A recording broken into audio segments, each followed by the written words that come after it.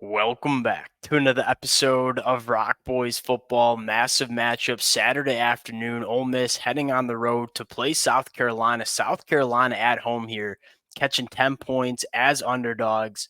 Want to dive into how South Carolina doesn't only cover the spread in this football game, but how South Carolina can outright win this football game. And I think it starts with, if you're Shane Beamer and you're this South Carolina defensive coaching staff, you're going right to that Kentucky Ole Miss film and really diving into the things that Kentucky did to make Ole Miss really uncomfortable on the offensive side of the football. If we're being straight up here, and I think a lot of Ole Miss fans said this in the comment section when we talked and recapped that Kentucky football game was, look, Mark Stoops just flat out outcoached Lane Kiffin in that football game, specifically with Ole Miss's offense and Kentucky's defense. There were a lot of things that Mark Stoops on defense threw at Ole Miss that Ole Miss just didn't really have answers for. And if you are Shane Beamer, you're trying to replicate a lot of those kind of things. Want to talk about some of the things that Kentucky did to give this Ole Miss offense so many problems. Fired up to get into it. Now, before we do, and as always, just want to say thank you to you guys. It's been a blast taking deep dives into these matchups. The amount of support y'all continue to show means the absolute world. If you guys do enjoy the content, consider subscribing to the channel. And without further ado, let's get into this one. And I think you start with where these two programs are at heading into this matchup, where if you're Ole Miss, this is probably the most disappointing loss that we've seen under Lane Kiffin in terms of the amount of talent, the amount of buzz that's been around this Ole Miss program. And the first real test that Ole Miss got, I woefully underperformed and disappointed. Now, I'm not out on this Ole Miss team. In fact, the Ole Miss fans know that I think this was a really bad performance, but I still look at this roster and say it is one of the more talented rosters that we see in the country. But then you look at South Carolina and say, look, South Carolina's coming off a bye, probably as healthy as they've been all season. But I think more importantly, there seems to be a lot of buzz, a lot of optimism around the young talent on this South Carolina team that seems to only get better as 2024 goes on. Now, let's get into specifically with this South Carolina defense. What are some of the things they can do that Kentucky did that gave Ole Miss so many different problems? I think it starts with winning on the early downs. I mean, Lane Kiffin got up there and said this right after the game against Kentucky. We were 1 of 10 on third downs, not nearly good enough. Now, you can look at that number and say, well, Ole Miss just didn't execute on third downs. And I think that is definitely partially true. But I think the bigger storyline with that third down conversion rate was Ole Miss's inability to be successful and efficient on first and second down. You look at this Ole Miss team and say they were in third and long pretty much all day against Kentucky in that football game. If you're South Carolina, there has to be a strong emphasis on winning those first and second down plays. I mean, you look at Kentucky, they were able to create 4 sacks, 7 tackles for loss. Ole Miss gave them some penalties as well. Ole Miss was very rarely on schedule on offense. I think that's where it starts because you look at Ole Miss and Lane Kiffin's offense, they want to get that first down, and then they want to start running fast. The big problem with that strategy, if you will, is if you don't get that first down, you're punting the football with less than a minute of time of possession.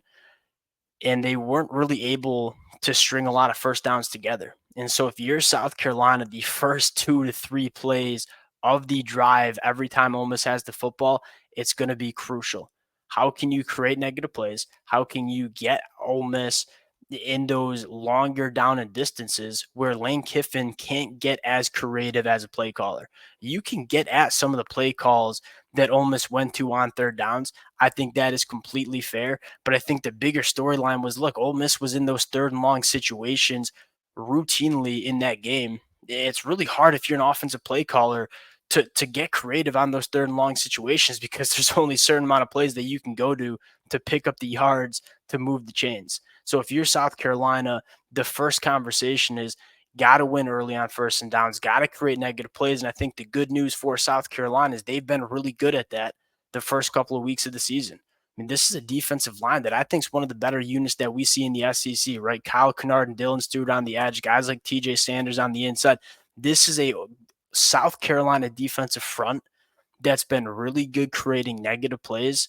If they can do that on those early downs against Ole Miss, That gets them in the door here on the defensive side of the football. I think, secondly, and I would be very surprised if Shane Beamer in South Carolina did not go to this. This is just basically limiting the explosive plays. I think Ole Miss was far too reliant on hitting explosive plays against Kentucky to move the football. And I think that partially has to do with when you play the kind of, for lack of better terms, I don't mean any disrespect, but cupcakes that Ole Miss did in the first four games of the season.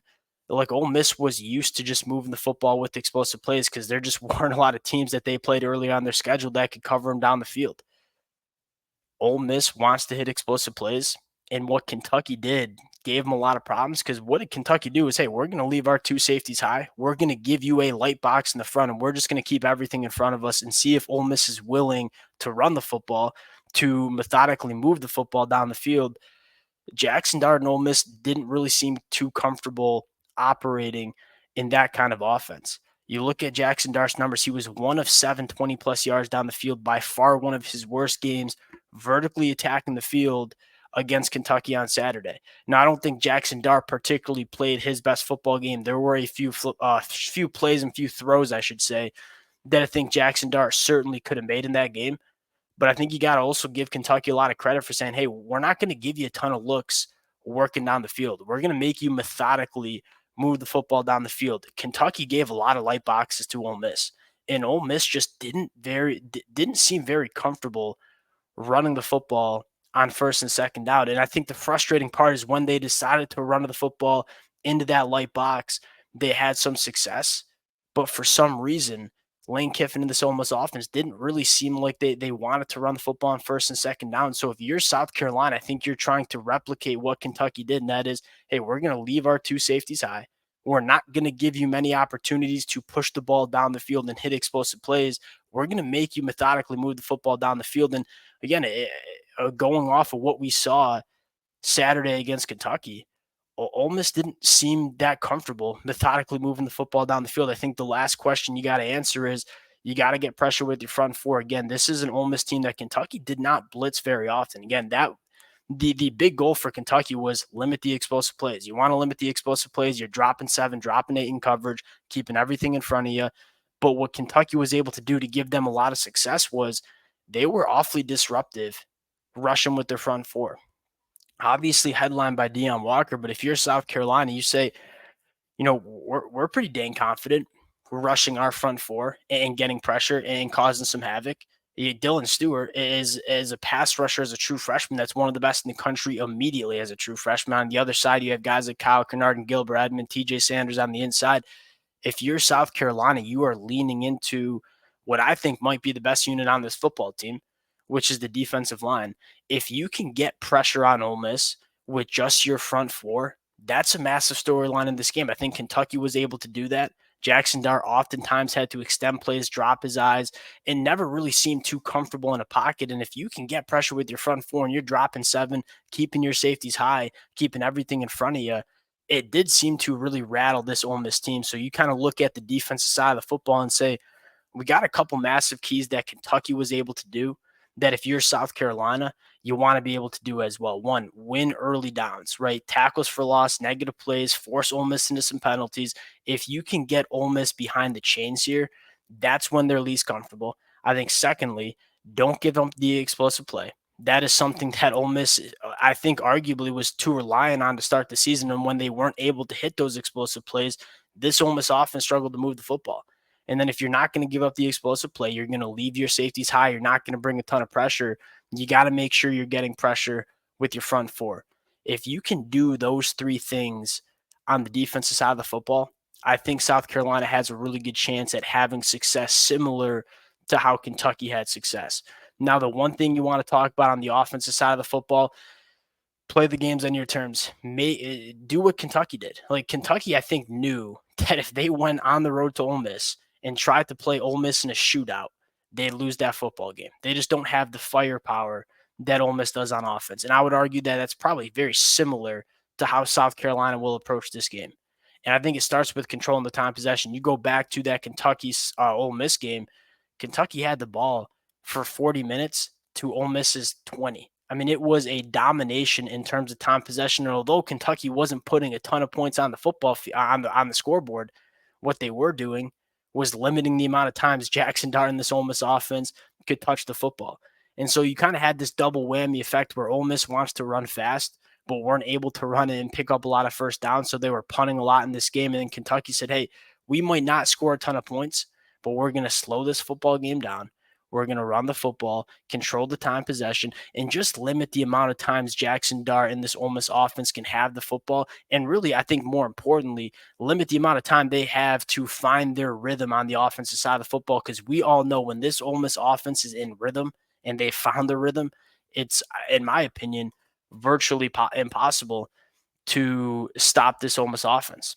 But when they don't have a rhythm, that's when Ole Miss gets in trouble. And that's kind of what happened on Saturday against Kentucky. I think this is another matchup that South Carolina can really get after because you look at South Carolina, they want to run the football. They run the football 65% of the time. That's top 10 in the country. And even if South Carolina is not putting up 40 points on the scoreboard, if you're able to run the football, control the time possession, limit the amount of times Ole Miss has to touch the football and score points, that probably bodes really well for South Carolina's chances to win this football game. And I think the last thing you got to talk about is take away Trey Harris. If there was one really big takeaway that I got from that Ole Miss performance against Kentucky was this offense is far too reliant on Trey Harris, who is one of the best wide receivers that we see not only in the conference but in the country.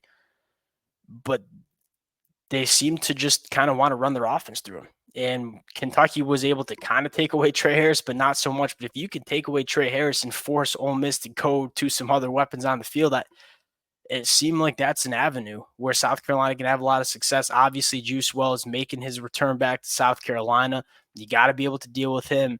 But there were certain things that Kentucky was able to do, specifically on the defensive side of the football, that I think South Carolina has a really good chance at replicating as well. Those are some of the keys of the game. I think this is going to be a phenomenal game.